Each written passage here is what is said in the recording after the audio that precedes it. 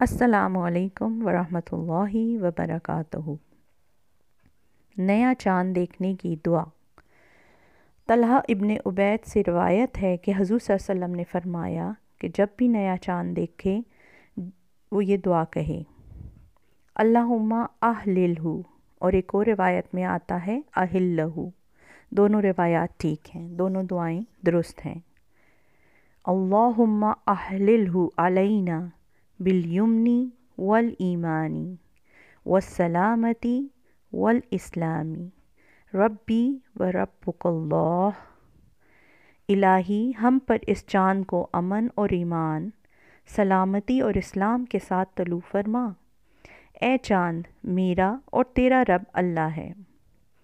اور ہر مہینے کی ابتدا یہ دعا مانگنے کو کیوں کہا گیا ہے؟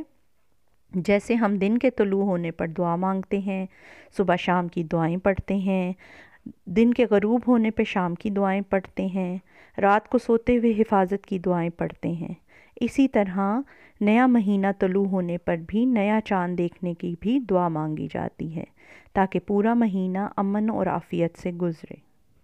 السلام علیکم ورحمۃ اللہ وبرکاتہ۔